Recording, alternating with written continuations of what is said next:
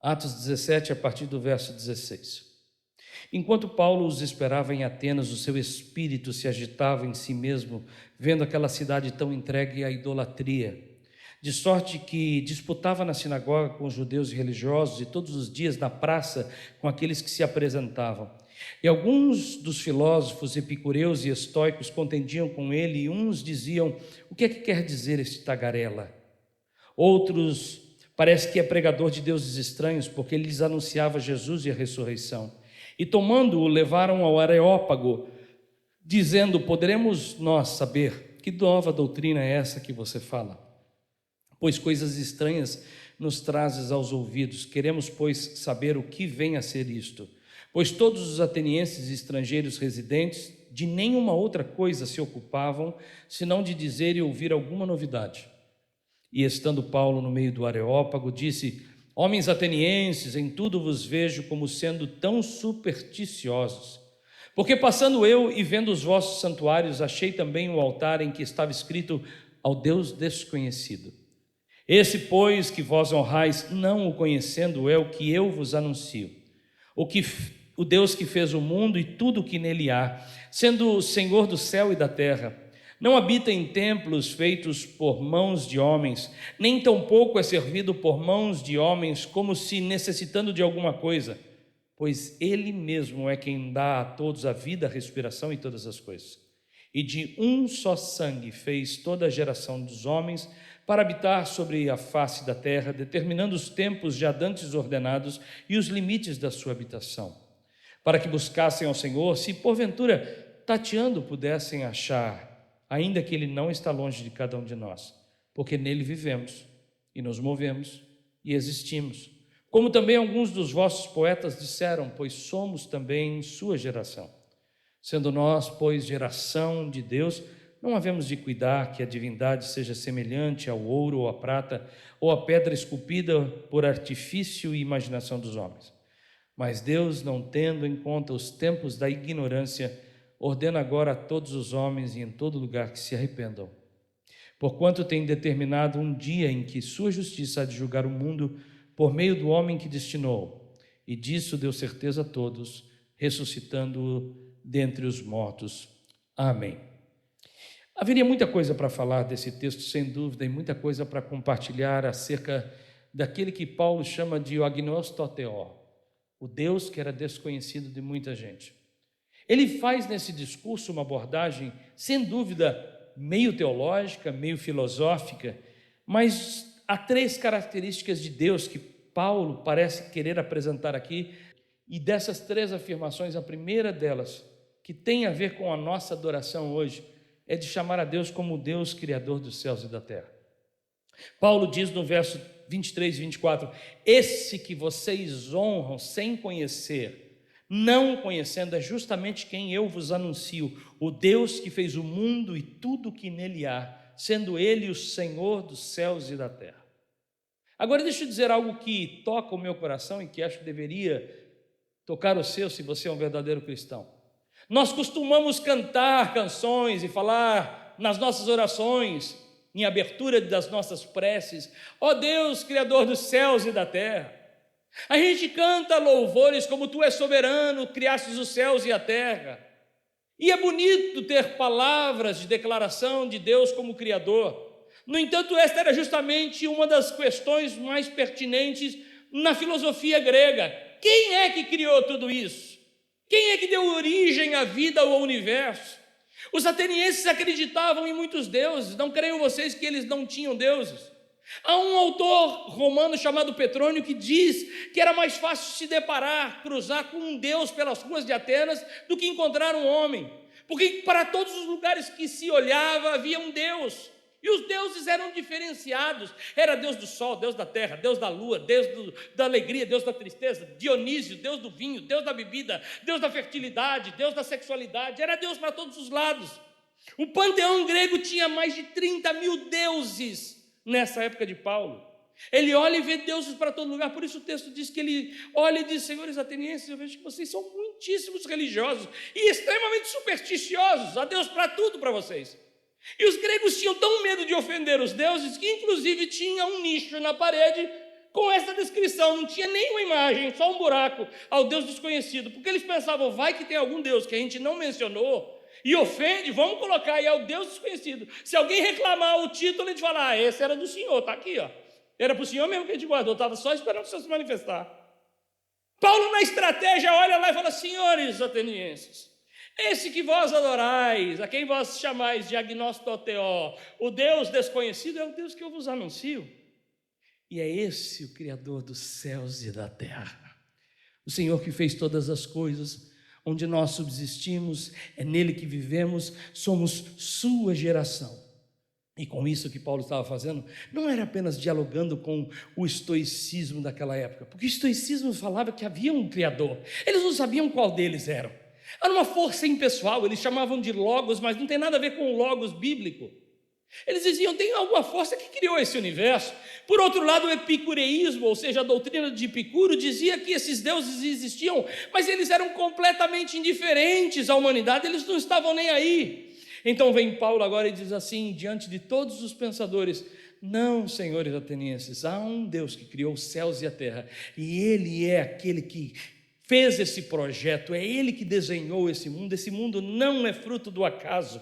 E é justamente isso que às vezes me chama a atenção, 2.400 anos depois desse episódio, essas mesmas tendências filosóficas, essa mesma incredulidade confunde a nossa geração.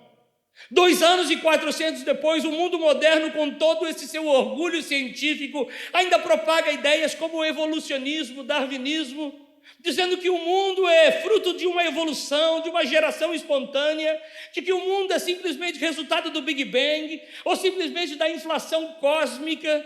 O universo não passa de um acidente, de uma obra do acaso, e Paulo vai dizer assim, impossível, senhores atenienses, olhe para o mundo, olhe para o universo, e eu diria para você hoje, olha o que é que diz a ciência atual, a ciência moderna, dê uma olhada, por exemplo, como são os planetas alinhados. Eu falava no domingo passado aqui que hoje a ciência e a física nem sequer fala mais de universo, fala de multiuniverso. São 200 bilhões de galáxias, 200 bilhões. Nós conhecemos uma delas, a Via Láctea. Dentro da Via Láctea há 100 bilhões de estrelas. 100 bilhões. Uma estrelinha se chama Sol. Uma das 100 bilhões é Sol. Ao redor dessa estrelinha chamada Sol, há aquilo que a gente chama de órbita. Na órbita, 8 planetas giram. Eu estava lendo essa semana para poder preparar o sermão de hoje para vocês, porque esse não é o meu campo de especialidade, mas os cientistas dizem que há uma dança ao redor da órbita. E o que é interessante é que assim como nós temos na Terra a gravidade, há também no Sol a gravidade solar. É o Sol que atrai esses 8 planetas para ele. E ao mesmo tempo o movimento que esses planetas fazem os lança ou os quer lançar para fora da órbita. Ou seja, uma dança entre a atração da gravidade solar que os atrai e uma força natural dos planetas para que eles saiam dessa órbita. E aí então imagine vocês 8 planetas dançando nesse baile perfeito de sincronismo, onde se eles se aproximassem demasiadamente 1 metro a mais para a direção do Sol, seria queimado e destruído. E se caísse 1 metro para fora da órbita, seria entregue ao frio congelante e à morte. E eu te pergunto, e você acha mesmo que esse baile de planetas dançando ao redor dessa estrela é fruto do acaso? Que é simplesmente uma coisa qualquer da casualidade? Paulo vai dizer, não, senhores, todas essas coisas foram criadas por Deus. Se o nosso planetinha Terra saísse da órbita, ele afetaria toda essa órbita de outros planetas, criando colisão entre eles, luas, asteroides. A Terra seria lançada para fora do sistema solar e isso faria com que nós estivéssemos vagando no espaço frio, sem sol, e a vida seria toda extinta. Mas Hebreus diz, pela fé entendemos que o universo foi formado pela palavra de Deus. Hebreus 11:3. Nós não podemos descartar ou viver na ilusão de que isso tudo é obra do acaso. E para além disso, nesses 8 planetas que eu disse, um deles é o nosso, planeta Terra. E olha só que maravilha, nesse planeta Terra há 30 milhões de espécies. 30 milhões que existem nesse planeta. 3 milhões são catalogadas e conhecidas. Uma dessas é a espécie Homo sapiens. E como eu disse, nunca pensei que fosse mencionar Dilma Rousseff no sermão, mas segundo ela também tem a mulher sapiens. Mas eu deixo isso para outra ocasião, para a gente falar. Homo sapiens são 8 bilhões de seres humanos atualmente. 8 bilhões de pessoas. Você é uma delas, eu sou outra. Em 1968, Dr. Nirenberg, prêmio Nobel de Medicina, descobriu que em cada uma dessas pessoas há 60 trilhões de células. Sabia, Walter, que você tem 60 trilhões de células que compõem você do jeito que você é? Sabia, Silas, que há 60 trilhões aproximadamente, entre 50 e 70, perdão, né? Milhões, não, trilhões, eu falei milhões? Trilhões de células, 60 trilhões de células. E o que é que determina a gente do jeito que a gente é?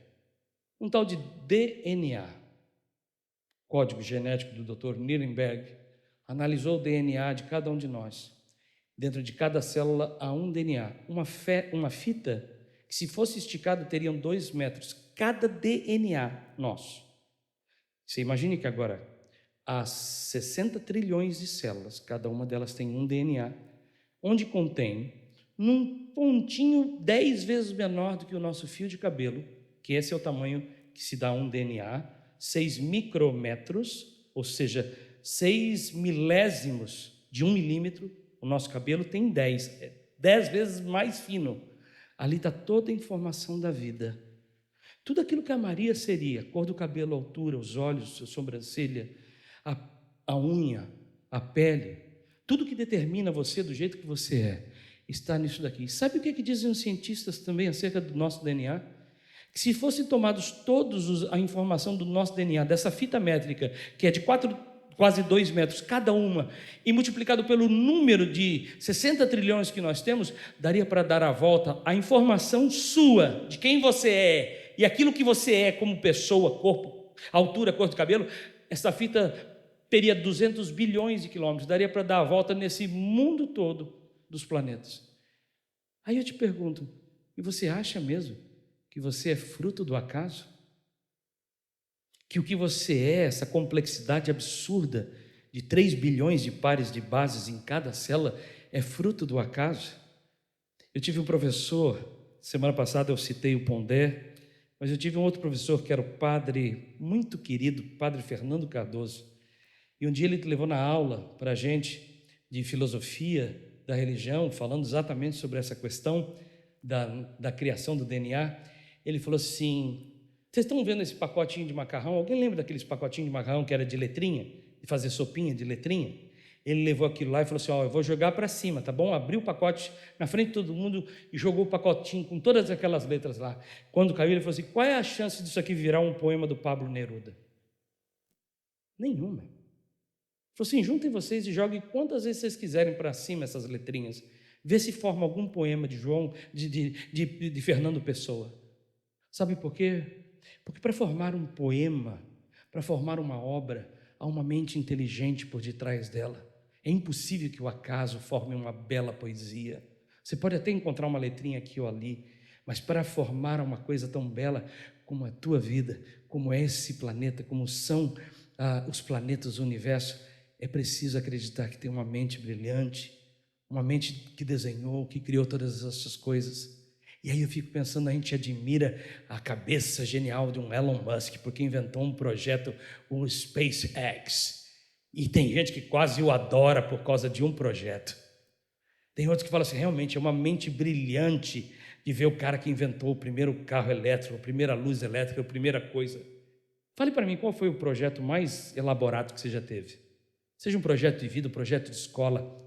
Eu me lembro de ver alguns projetos que levaram tanto tempo para eu fazer. Uma bobeira, uma maquete que eu gostava de fazer, um projeto musical, uma obra, e leva tanto tempo, e é só uma obrinha que não vale nada. E alguns assim são adorados pelas suas obras e composições. Alguns pela música, uma obra, um projeto, você fala, que obra-prima. Outros por uma arte, outros por uma genialidade qualquer. E eu te pergunto, e o nosso Deus? Criador de todos os céus e da terra, de tudo que há, de toda essa harmonia da tua vida, não é Ele digno de toda honra e toda glória e todo louvor? Paulo diz, somos geração dele. Isso deveria ser motivo suficiente para que eu e você viéssemos à casa de Deus, levantando as mãos e glorificando a Deus, sabendo que a nossa vida não é fruto do acaso, que a impressão digital de Deus está no nosso DNA. A propósito, há um livro de Greg Braden chamado The God Code, o Código de Deus, do ano 2004, e nessa obra ele propõe que os 4 principais elementos químicos que compõem o nosso DNA humano, o hidrogênio, o nitrogênio, o oxigênio e carbono, são associados às letras do alfabeto hebraico, naquilo que ele acredita ter os valores atômicos e gematria, um número que se dá ao alfabeto grego, e ele nessa obra diz que a partir dessa correspondência chega a esse tetagrama sagrado, os mesmos 4 elementos do DNA humano se equiparam ao tetragrama sagrado Yahvé, a palavra de Deus. E aqui está o que ele diz: quando você traduz os elementos básicos do DNA para o hebraico, descobre que o nome de Deus está literalmente impresso no DNA de cada ser humano. Eu não sei se isso é comprovado cientificamente ou não, mas uma coisa eu posso te dizer: Atos 17, 28, Paulo afirma, a nossa vida não é fruto nem obra do acaso, é um projeto de Deus. Você não é uma obra desconhecida, não é obra do acaso, não nasceu por nascer, não foi acidente do papai e da mamãe, que saiu com o papai para o parque e voltou do parque na barriga da mamãe. Não, você é um projeto de Deus. Paulo escreve em Atos 17, nele vivemos, nele nos movemos, nele existimos, e assim sabemos que somos geração do Senhor. Mas a segunda coisa que eu quero compartilhar com vocês é que Paulo deixa claro aqui que Deus não é apenas aquele que criou, mas é o provedor. Na sequência ele diz, ele não habita em templos feitos por mãos de homens, nem é honrado por mão de homens como se necessitasse de algo, porque é ele mesmo que dá vida, é ele que dá o fôlego, é ele que sustenta todas as coisas, que provê para todos nós. E eu já expliquei isso, mas eu vou dizer mais uma vez, mesmo para aqueles que acreditam no criacionismo, aqueles que acreditam que o mundo é criado por Deus, são 2 vertentes. Alguns acreditam que Deus fez o mundo e fez como um relógio, todos os mecanismos, deu cordinha e disse, agora você roda sozinho. Essa linha é conhecida como deísmo. Deus fez, mas abandonou. Há uma outra linha criacionista, que é a que nós acreditamos, que é aquilo que Paulo prega, chamada de teísmo. Uma é deísmo com D de dado, a outra teísmo com T de tatu. E o teísmo diz, não, Deus não é apenas aquele que criou, é aquele que criou e sustenta a obra. Ele não apenas fez e abandonou a sua criação, mas ele continua com seu amor, com seus olhos, com seu cuidado. Ele criou e sustenta cada um de nós, e é isso que eu quero dizer para você. O Deus que te fez, o Deus que te conhece, Ele está também sendo aqui revelado como aquele que provê para você todas as coisas. É o Deus que olha para você, que está cuidando de você e de mim. É o Deus que dá a todos, como diz o texto, vida e fôlego. O Deus que tem o nome de ser Emanuel. Mas deixa eu dizer algo que Paulo diz aos atenienses, que eu quero também chamar a sua atenção. Nesse mesmo momento que ele diz que Deus cuida, ele diz, mas atenção, ele não habita em templos feitos por homens e nem é honrado por mão de homens como se necessitasse de algo. E aqui Paulo está dando um tapa na cara de todo mundo, inclusive na nossa, dizendo, não vá pensar você, que pelo fato de você ser um religioso, Deus tem obrigação ou precisa de você para alguma coisa. E é isso que incomodava os gregos e incomoda muita gente, sabe por quê? Porque no coração humano, caído e orgulhoso, a gente gosta de se sentir no controle das coisas. Gostamos às vezes de pensar que o nosso louvor é preciso, que Deus depende do nosso tempo, do nosso dízimo, da nossa presença, para Ele ser Deus. E o que Paulo está dizendo aqui é o seguinte, Deus não precisa de mim nem de você. Ele não precisa da gente para ser Deus, Ele não precisa do nosso louvor para se reafirmar, Ele não implora por culto, nem por atenção, nem por reconhecimento. O prazer é nosso de reconhecer a Deus como Deus. Ele não precisa implorar. Isso significa que Deus é soberano. Se você reconhece a Deus, louve a Deus, exalte a Deus, porque esse é um privilégio nosso, de cumprir o chamado de Deus na nossa vida. Eu e você fomos feitos para a glória do louvor do Senhor. Portanto, exalte a Deus, louve a Deus. E eu vou terminar esse sermão, porque o último aspecto é que Deus, Paulo revela o Deus que é criador, o Deus que sustenta e o Deus que é cheio de graça e misericórdia. E ele diz assim: Deus, tendo passado por cima dos tempos da ignorância, agora ordena a todos os homens em todo lugar que se arrependam. Se você está aqui, eu acredito que Deus te trouxe. Se você veio hoje ouvir essa prédica, essa homilia, é porque eu realmente acredito que Deus queria que você estivesse aqui. E eu vou dizer uma só palavra da parte de Deus para você: se arrepende. Porque Deus é largo em misericórdia, mas não faça Deus de bobo. Não estou pregando um Deus coercivo, mas estou dizendo aquilo que a palavra diz. Tem muita gente brincando com Deus. Tem muita gente brincando de ser crente. Tem muita gente brincando de estar na igreja. Ele diz assim o texto: olha, Deus não perdoa o tempo da ignorância. E se você era ignorante até o tempo de agora, até ouvir essa mensagem, a partir de agora, acabou. Sabe por quê? Porque quando a gente não sabe que passar no semáforo ou no sinaleiro, como dizem alguns, é errado, talvez Deus dissesse: ele não sabia. Mas a partir do momento que você sabe que passar no sinaleiro vermelho não é bom, que vai pagar multa, cuidado que você vai pagar multa. O texto fala em primeiro lugar de misericórdia e graça. Fala assim, porque Deus é misericordioso. E misericórdia e graça é uma moeda de dois lados. De um lado está a misericórdia. A misericórdia de Deus é o seguinte: Ele não dá para a gente aquilo que a gente merece. E a graça é Ele dá aquilo que a gente não merece. Vou repetir. Misericórdia, a gente recebe, ou melhor, não recebe aquilo que merece. O texto de Jeremias diz assim: olha, eu não vou pagar vocês o pecado que vocês fizeram. Olha o texto de Jeremias: o Senhor é misericordioso, não nos trata segundo os nossos pecados. Salmo 103:8. O que é que o pecado causa? Morte. Eu e você deveríamos morrer, mas pela misericórdia de Deus a gente não morre. E graça, diz Paulo aos Efésios: pela graça sois salvos. Agora eu vou terminar isso, por quê? Porque não apenas a gente precisa se arrepender, a gente precisa entender bem sobre arrependimento, porque todos nós erramos. E eu sei, todos nós erramos. Erramos com Deus, erramos uns com os outros. Mas a gente tem que aprender a se arrepender, a se retratar. E arrependimento tem duas fases. A primeira é mental. A primeira é quando eu estou andando assim, eu falo: estou no caminho errado. Isso é para o grego arrependimento. Metanoia. Começa aqui, consciência de que eu estava no caminho e errei. Estava fazendo uma coisa que não devia e tomei consciência. Mas essa é a fase 1 do arrependimento. A fase 2 é quando eu viro e volto para o certo. Não adianta nada eu ter a primeira parte e ficar ali. Uma das parábolas mais conhecidas de todos nós é a parábola do filho pródigo. Um dia ele disse para o pai: olha, já sei, eu vou sair, vou pegar tudo que me cabe e eu vou vazar dessa terra. Pai, dá a parte que me toca, que eu estou indo. E o texto diz que o pai dá. E ele vai e vive dissolutamente, diz o texto, gasta. Quando chega o momento, ele vê que ele está comendo bolota, acabou o dinheiro, usou tudo que o pai tinha dado, e aí ele tem a primeira fase do arrependimento. Poxa, quantos empregados do meu pai estão lá na casa, comendo bem, e eu aqui comendo a bolota do porco. Já sei o que eu vou fazer. Essa é a fase número 1. Ele, no meio da bolota, ele fala assim: já sei. Eu vou dizer para o meu pai: pai, eu pequei contra ti, não sou digno de ser teu filho, tem misericórdia de mim, sim, meu pai. E então diz o texto que, levantando-se, ele vira e vai até a casa do pai. E quando ele chega na casa do pai, o que ele fala? Nem preciso falar nada, já estou aqui mesmo. É isso que diz o texto? Não. Ele vai e fala: pai, pequei contra ti, não sou digno de ser chamado teu filho. Olhe bem uma coisa: tem muita gente que se arrepende do seu coração, mas ele nunca passa para a parte 2. Ele se arrepende do que fez de errado, mas ele nunca expressou para outra pessoa. Ele erra com Deus, ele sente, mas ele nunca professa, ele nunca fala, nunca confessa. Você errou com alguém? Pisou na bola com alguém?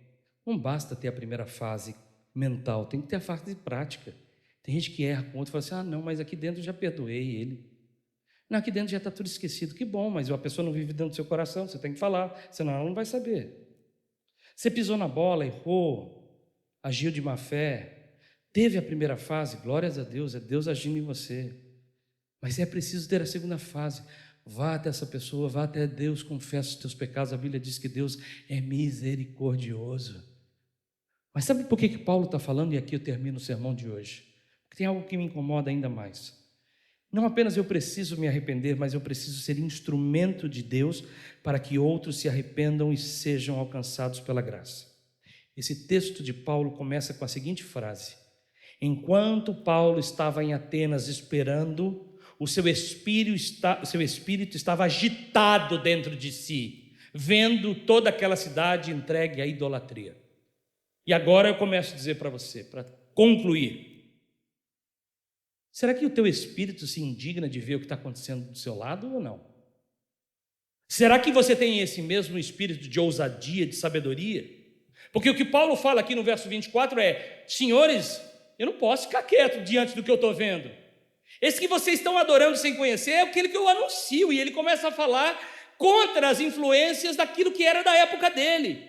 Influências filosóficas, helenísticas, estoicismo. Ele começa a criticar o epicureísmo. Mas aí eu pergunto para você que me ouve hoje: como é que você tem respondido às filosofias desse terceiro milênio? Como você, irmão, se comporta diante daquilo que está diante de nós, dos nossos olhos, dos nossos filhos? Porque talvez não tenha nenhum epicurista no nosso meio, nenhum estoicismo no nosso meio, mas no nosso meio a gente tem gente que precisa ouvir uma resposta um pouco mais inteligente da que você dá. No nosso meio tem o ateísmo, o espiritismo. No nosso meio, você não pode simplesmente responder igual o Chicó do Alto da Compadecida. O tempo todo: não sei, só sei que foi assim. Por que você crê em Deus? Não sei, só sei que foi assim. Jesus morreu, mas ele não era Deus, por que Deus vai para a cruz? Não sei, só sei que foi assim. Está tão cheio de crente Chicó no dia de hoje, que ele não sabe responder. Os nossos filhos estão sendo bombardeados com filosofias modernas. O mundo precisa ouvir de você que é crente uma resposta um pouco mais inteligente. Os nossos filhos, meus filhos, o meu filho é bombardeado com a ideia do evolucionismo darwinista. Não, Deus não criou nada. A vida é fruto da evolução das espécies. Aí pergunta para alguém aí você sabe dizer: o mundo é resultado do Big Bang? É verdade a teoria de Darwin? O quê? Darwin. Não sei, só sei que foi assim. Relativismo é a teoria do momento. Não há nada absoluto, tudo é relativo. Aí o crente vai lá e fala assim: acho que é, né? Você falou que é, acho que é. Só sei que foi assim. Se não há absoluto, então o que crê na Bíblia? Não existe absoluto? A teoria que nos inunda hoje é do existencialismo. A vida não tem um propósito intrínseco. É do hedonismo. Viva a vida com prazer, o que importa é o prazer. Busca a tua felicidade, o que importa é a felicidade. E está cheio de crente vivendo só o hedonismo. Talvez você nem saiba o nome que tem. Niilismo. Foi feito um filme recentemente, alguns anos atrás, Deus Não Está Morto, em resposta à teoria de Nietzsche. Niilismo. Deus já morreu, esquece esse papo de Deus, vai viver a vida. Eu vou dizer uma coisa para você: se você não conseguir responder algumas coisas básicas da tua fé, daquilo que você crê, para de ficar vendo videozinho, rios do Instagram. Por favor, procure o conhecimento. Alguém disse certa feita: se Deus não precisa da tua inteligência, muito menos da tua ignorância. É tempo de a gente se posicionar. Mas tem uma coisinha a mais que permita-me abrir meu coração, fazer daqui um momento para mim terapêutico.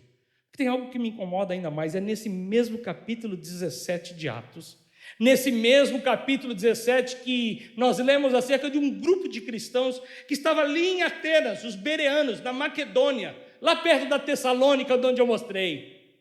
Esses crentes são honrados aqui no capítulo 17. Sabe por quê? Porque eles não aceitavam qualquer lorota.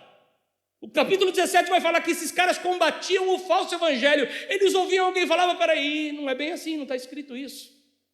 Eles não apenas combatiam as filosofias fora do lado da igreja, mas principalmente as heresias que estavam infiltradas no meio da igreja. E é isso que eu mais me indigno, porque hoje em dia a igreja evangélica, os crentes, causam mais danos para eles mesmos do que toda a força junta do inferno. Mais do que todos os demônios, é o crente que tem aí por aí hoje. A igreja evangélica está enfurdada, inundada de um monte de misticismo, superstição. Tem mais coisa de centro espírita no meio da igreja cristã do que no próprio centro de macumbaria. E aí a gente fica quieto. Objeto ungido, toalha, lencinho, fogueira santa, água benta, semente de fé, balão do Espírito. Outro dia eu vejo um idiota de um pastor numa televisão dizendo que está soprando o Espírito Santo dentro do balão para você comprar o balão que você leva o Espírito Santo de lambuja.